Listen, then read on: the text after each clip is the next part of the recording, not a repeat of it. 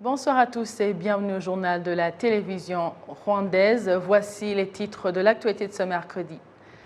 Le président de la République, Paul Kagame, apprécie le partenariat du Centre de production de vaccins BioNTech avec les pays africains dont le Rwanda. Un rapport de la commission sénatoriale en charge des affaires sociales et des droits de la personne a constaté que les femmes en général n'ont pas encore su exploiter les opportunités mises à leur disposition. Le Rwanda déplore la mort de 40 personnes suite aux pluies torrentielles que connaît le pays depuis le mois de janvier dernier. C'est ce que précise le ministère en charge de la gestion des situations d'urgence au Rwanda, alors que la grande saison des pluies ne fait que commencer dans le pays. Encore une fois, bonsoir et bienvenue au grand rendez-vous d'actualité de la télévision rwandaise. Le président de la République, Paul Kagame, apprécie le partenariat du Centre de production de vaccins BioNTech avec les pays africains dont le Rwanda. Il estime que cette collaboration mettra fin à l'inégalité d'accès aux vaccins et à l'importation des médicaments. Le point avec Jean Damascène Manéchim. Le président de la République Paul Kagame, aux côtés du président sénégalais Macky Sall et du Ghanéen Nana Akufo-Addo, a participé ce mercredi aux échanges sur le programme de construction des infrastructures nécessaires à la production des vaccins et des médicaments sur le continent africain, sur base de la technologie du centre BioNTech. Le chef de l'État rwandais a montré que ce programme permettra aux pays africains d'accéder au mieux aux vaccins tout en limitant l'importation des médicaments. I think the importance of today cannot be overemphasized. Je pense que l'importance de cette journée ne saurait être évoquée comme cela se doit pour diverses raisons. La première, c'est que, de façon différente, un tel partenariat qui associe les industries pharmaceutiques comme BioNTech et certains pays comme les nôtres du continent africain, qui mobilise des investissements nous permettant de nous doter des capacités de produire des vaccins et d'autres médicaments, ce qui mettra fin à l'inégalité d'accès aux médicaments qui devaient être importés sans possibilité de les produire sur place.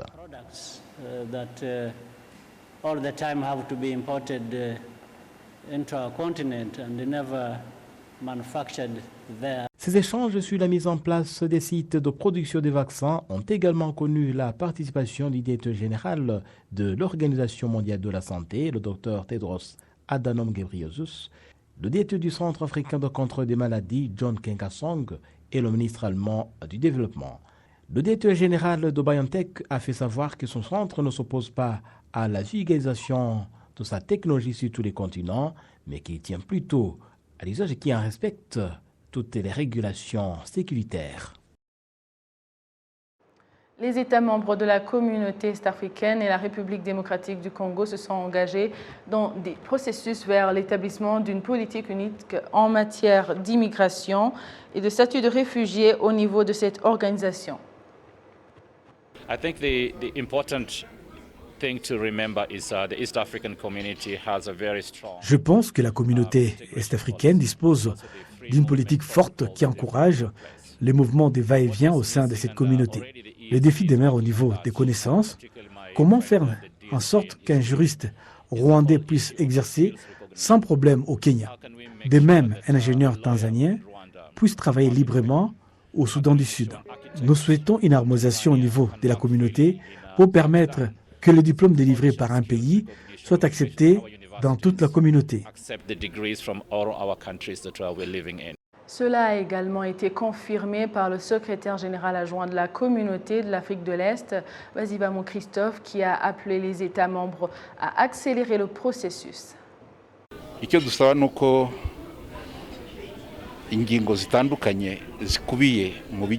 Nous souhaitons une consultation régulière entre les différents organes du pays, aussi bien au niveau de l'État que du secteur privé, de la société civile, des ONG, et qu'un consensus soit trouvé localement pour qu'une fois au niveau régional, les différents acteurs puissent parler d'une seule et même langue.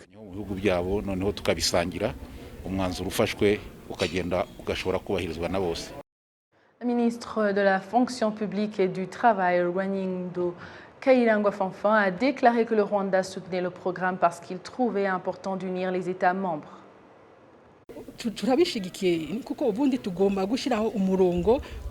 Nous soutenons ce programme et nous devons mettre en place des directives claires et connues de tous et qui respectent la loi, afin d'aider nos citoyens qui veulent travailler dans d'autres pays ou encore qui y vivent, aussi bien en Afrique de l'Est ou ailleurs. C'est une façon de protéger les droits de nos concitoyens. La direction de l'usine de production de smartphones au Rwanda, Marathon, rassure que les problèmes évoqués par les clients depuis quelques jours sont en voie d'être résolus. Dans un entretien à la télévision rwandaise, le directeur de l'usine, Eddy Sebera, commence par répondre aux soucis des pièces de rechange pour ces appareils.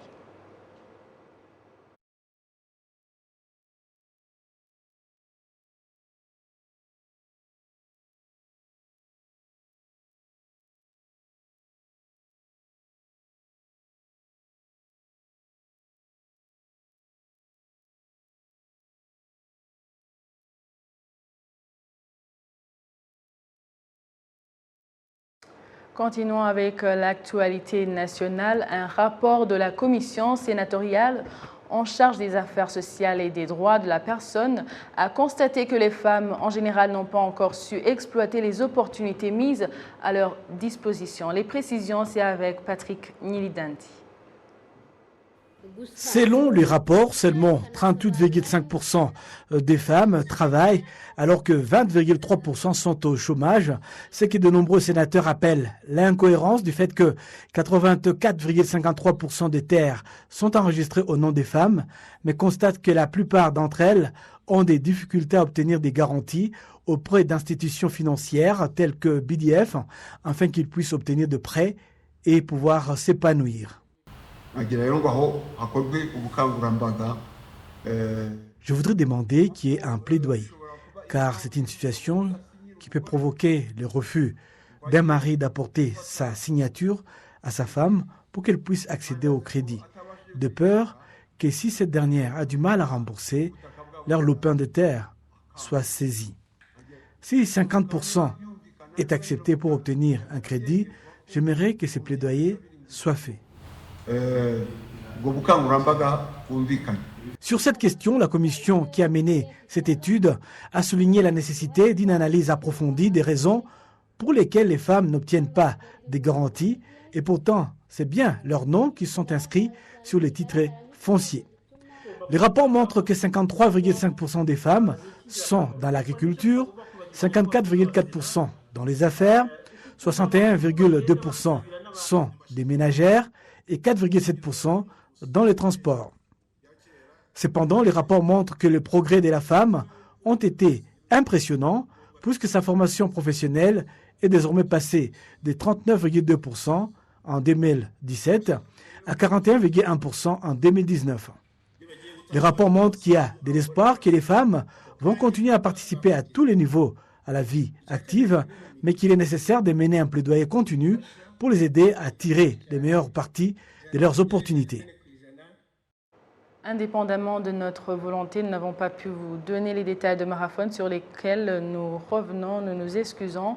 La direction de l'usine de production de smartphones au Rwanda, Marathon, rassure que les problèmes évoqués par les clients depuis quelques jours sont en voie d'être résolus. Et dans un entretien avec la télévision rwandaise, le directeur de l'usine, Eddy Sebera, commence par répondre aux soucis des pièces de rechange pour ces appareils. Mais la solution qu'on a faite, c'est qu'on a créé des partenariats maintenant avec des distributeurs qui sont dans les différentes villes. En fait, la plupart des clients qui n'arrivaient pas à trouver ces pièces de rechange, notamment, sont en dehors de Kigali. Quand on a commencé, initialement, on pensait avoir des zones de réparation, mais aussi des magasins de vente dans tout le pays. Mais vu que la situation ne le permettait pas, on a plutôt changé notre approche vers un modèle de partenariat avec des distributeurs qui ont déjà cette chaîne de valeur, qui ont déjà des services de vente et de réparation, pour pouvoir mettre en place une structure de formation de leurs techniciens et leur approvisionner en termes de matières premières, en termes de pièces de rechange pour leur permettre de faire des réparations. Mais aussi, On est aussi en train d'essayer de, si je peux dire, d'encourager nos utilisateurs à comprendre que la technologie est très mobile. La technologie qu'on utilisait il y a 2 ans quand on a commencé, celle d'aujourd'hui, il y a une grande différence. Et c'est pour ça qu'en fait, pour certains, quand ils reviennent vers nous pour des réparations sur les anciennes technologies, on trouve qu'en fait, ça leur coûterait beaucoup plus cher que d'acquérir des nouveaux téléphones qui ont une technologie avancée. Et c'est pour ça qu'on a mis en place aussi une structure qui leur permet d'acquérir des téléphones avec des modèles de paiement même échelonnés afin qu'ils restent nos clients fidèles, mais qu'ils puissent continuer à avancer avec la technologie nouvelle. Le directeur Edi Sewela ajoute que l'usine poursuit l'élargissement de ses activités loin du marché rwandais. L'investissement qui s'est fait dans notre usine, ce n'est pas un investissement seulement pour le marché domestique. Il est colossal pour pouvoir servir l'Afrique et le reste du monde. Alors pour cela, on se penche beaucoup sur la partie export. Il y a plusieurs initiatives qui se sont faites en termes de stratégie d'approche des différents marchés. Mais encore une fois, ça revient encore sur le partenariat dont je parlais tout à l'heure. Donc on a signé des accords de partenariat avec plusieurs distributeurs, des opérateurs réseau dans les différents pays qui en fait ont contribué à cette expansion de notre visibilité dans 76 pays où nos téléphones ont pu être exportés. Ouverte en 2019, Marathon fut la première unité de production des smartphones sur le continent africain. Continuons avec l'actualité nationale. Le Rwanda déplore la mort de 40 personnes suite aux pluies torrentielles que connaît le pays depuis le mois de janvier dernier. C'est ce que précise le ministère en charge de la gestion des situations d'urgence au Rwanda alors que la grande saison des pluies ne fait que commencer dans le pays. Depuis le mois de janvier dernier, le ministère en charge de la gestion des situations d'urgence déplore 40 décès, plus de 70 blessés et plus de 370 maisons démolies. Les populations affectées par ces pluies demandent une aide d'urgence comme c'est le cas au secteur Bilembo du district de Gasabo dans la ville de Kigali.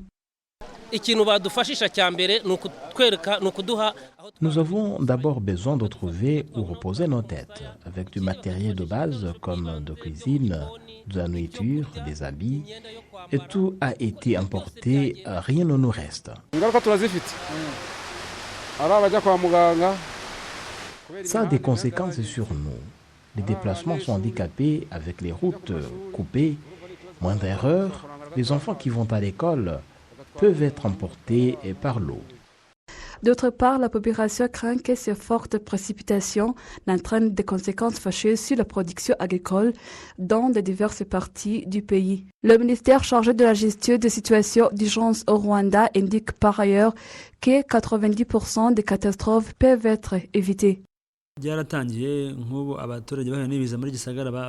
Les populations affectées ont déjà bénéficié d'une assistance comme à Gisagara et Nyagatali hier, ils vont être assistés. Bien entendu, la réhabilitation d'une maison ne peut pas se faire en un jour.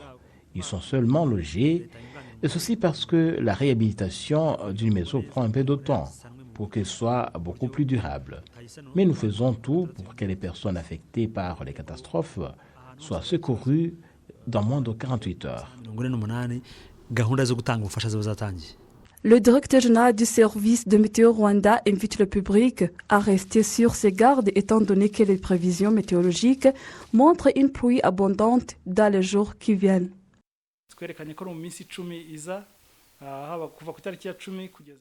Nous avons montré que dans les 10 jours à venir, c'est-à-dire du 10 au 20 février courant, les pluies seront abondantes.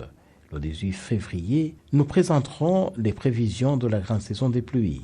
Apparemment, la pluie ne va pas s'arrêter si peu. Nous invitons le public à travailler étroitement avec les instances agricoles et préparer leurs champs à temps. Les prévisions de la grande saison des pluies seront communiquées le 18 février.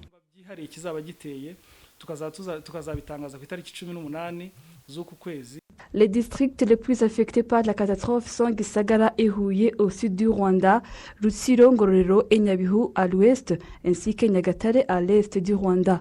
Assumpta Bayezu pour la télévision rwandaise. De l'environnement à l'éducation, la direction de l'Institut de pratique et de développement de droit demande au ministère de la Justice de soutenir cette institution en termes d'infrastructure afin de l'adapter au niveau professionnel qu'il a. L'Institut de pratique et de développement juridique est une école de droit qui a commencé avec 2 programmes d'études en 2008. Aujourd'hui, 2 étudiants de cet institut témoignent de son professionnalisme. À l'université, normalement, on apprend la théorie et les principes autour du droit. Mais ici, on met en pratique ce qu'on apprend. Comment se comporter au tribunal, par exemple, ou lorsqu'on est avec un client. En bref, on nous montre la réalité de notre profession. When I heard of ILPD, I thought it was just like... À la base, je pensais qu'ILDP était une simple institution, mais lorsque je suis arrivée ici, j'ai réalisé que c'était une institution très professionnelle dans tous les sens du terme. J'ai beaucoup appris les 2 mois que je viens de passer ici et je suis convaincue que je serai un avocat professionnel avant même de terminer mes études. While waiting for the bar exams to be launched. L'Institut de pratique et de développement juridique a franchi un grand pas depuis son existence, comme l'indique le directeur de cette institution, Dr Kaihura Muganga Didas. Certains suivent de courts programmes, tandis que d'autres suivent de longs programmes. Nous avons commencé avec 2 programmes d'études, mais à présent nous avons déjà 14 programmes qui remplissent toutes les conditions requises. Il est donc question d'élargir les infrastructures dans le même cadre. Le ministre de la Justice, le docteur Ugirasheuja Emmanuel, affirme que les fruits de cette école sont appréciables depuis 13 ans. C'est un institut crédible et international. Ce n'est pas seulement les Rwandais qui sont formés ici. Il y a bien sûr de quoi améliorer pour s'aligner à la vision de développement du pays, mais cet institut est très professionnel. L'ILDP, en sigle en anglais, une école de pratique et de développement de droit mise en place depuis 2008, compte déjà près de 2500 diplômés. Dans leurs divers programmes, il y a autour de 500 étudiants, sans compter ceux qui suivent des programmes de courte durée. Les cultivateurs dans le marais de Cyaruhogo, en secteur de Kigabiro, du district de Rwamagana, affirment que leur production a doublé depuis qu'elle a obtenu un soutien du gouvernement japonais. Le récit de Patrick Nyilidandi. Muka Sibowana Pascaline fait partie de 1164 riziculteurs actifs dans le marais de Cyaruhogo, couvrant une superficie de 349 hectares. Elle et ses compagnons de travail se félicitent de l'augmentation sensible de leur production depuis que leur activité a bénéficié du soutien du gouvernement japonais. Les rendements par hectare sont passés de 3,5 tonnes à plus de 7 tonnes, de sorte que même dans un avenir proche, ils devraient atteindre 7 tonnes par hectare. Le Japon, par le biais de son agence de coopération internationale, JICA en sigle, a investi plus de 17 milliards de francs rwandais dans l'aménagement de ce marais. En 2020-2021, les agriculteurs ont appris à exploiter la ressource hydraulique disponible de telle manière que l'eau peut servir dans la pisciculture, l'exploitation minière, et ces différentes activités ont pu générer jusqu'à 7 millions de francs rwandais en seulement 9 mois. L'ambassadeur du Japon au Rwanda, Masahiro Imai, a déclaré que cette méthode consistant à confier ses activités nautiques aux agriculteurs est une activité qui mérite d'être félicitée.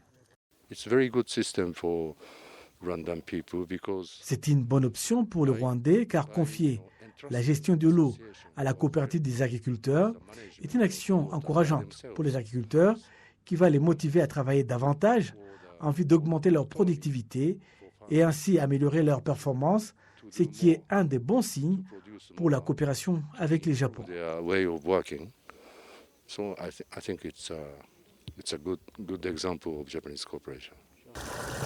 Outre le marais de Cyaruhogo, le Japon a également soutenu la construction d'infrastructures d'irrigation dans le marais du district de Ngoma sur 435 hectares et en district de Gisagara sur des marais d'une superficie totale de 109 hectares. Leur soutien est alloué sur une superficie de 977 hectares cultivés par 5280 agriculteurs. Au cours de la campagne agricole 2021A, plus de 15 000 hectares de riz ont été récoltés pour un total de 63 950 tonnes. Jusqu'à présent, le Rwanda importe 48% des riz total nécessaires au pays.